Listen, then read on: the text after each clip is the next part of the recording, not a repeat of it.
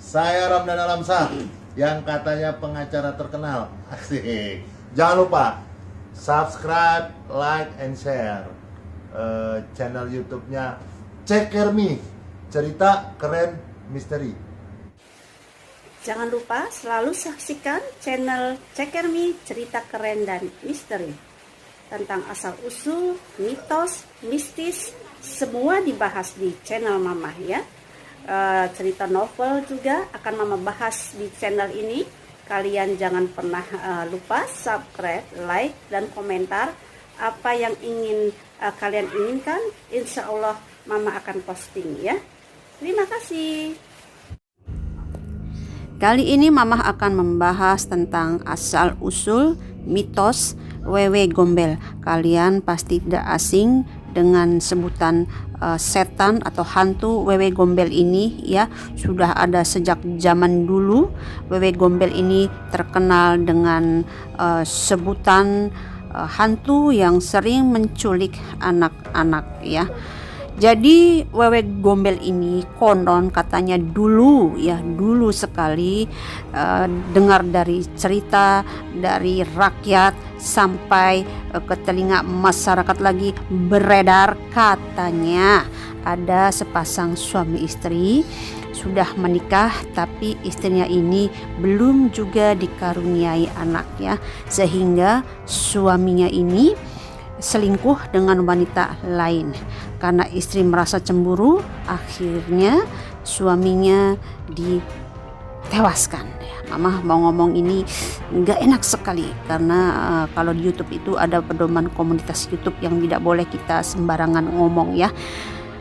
Suaminya ini tewas ya di tangan istrinya. Namun kemudian si istri ini karena merasa sedih, merasa bersalah juga, akhirnya dia juga menewaskan dirinya sendiri. Dan konon katanya ya, arwahnya ini gentayangannya itu setiap dia melihat anak-anak yang gentayangan atau masih ada di luar rumah ketika mau maghrib, pasti akan diajak atau istilah kasarnya diculik ya. Biasanya katanya orang-orang zaman dulu tuh diselipkan di dadanya, disembunyikan supaya tidak ada satupun yang tahu dan dibawa ke suatu tempat seperti itu. Dan konon ini katanya wewe gombel ini berasal dari Semarang ya. Ada suatu tempat daerah yang disebut dengan Gombel. Tempat ini sangat angker karena menurut sejarah dari cerita ke cerita, di tempat Gombel ini adalah tempat yang sangat angker karena pada zaman dulu penjajahan banyak sekali mayat-mayat bergelimpang di sana. Karena apa? Karena pembantaian habis-habisan oleh penjajah ya, sehingga tempat itu dikenal sangat-sangat angker. Makanya disebut dengan Gombel. Mama sendiri tidak tahu apakah cerita turun-menurun ini benar atau tidak. Mari kita kaji ya.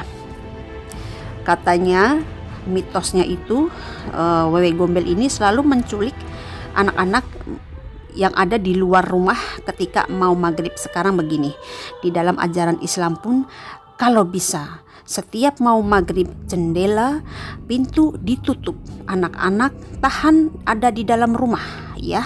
Makanan, gelas ditutup. Karena apa?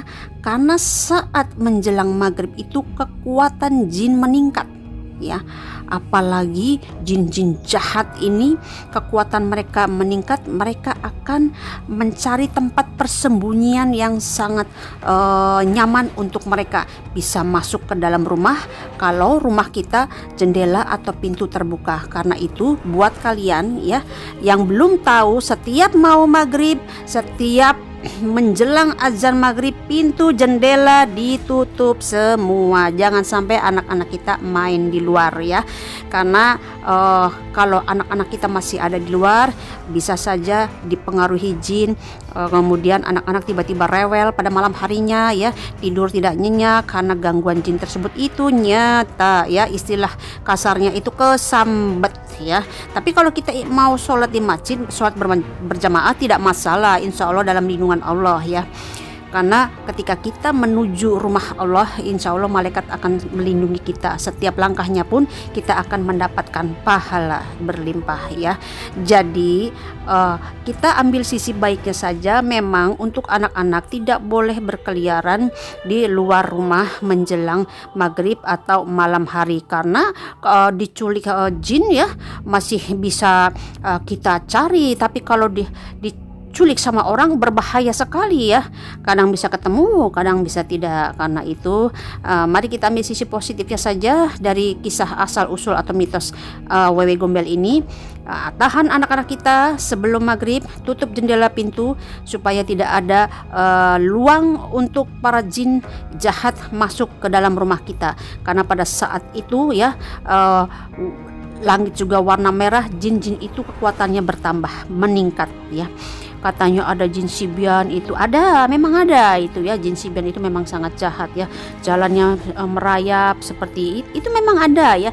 Ada jin yang jalannya merayap, itu nyata, memang betul ada ya. Jadi kisah wewe gombel ini apakah ada atau tidak, wallahu alam ya. Yang jelas tidak ada suatu cerita yang kita ambil kita bisa percaya mentah-mentah, karena yang namanya dari mulut ke mulut ada yang bisa ditambahi, ada yang bisa dikurangin. Yang terpenting adalah kita ambil hikmah positifnya aja, ambil hikmah yang baiknya, negatifnya kita buang ya, seperti itu.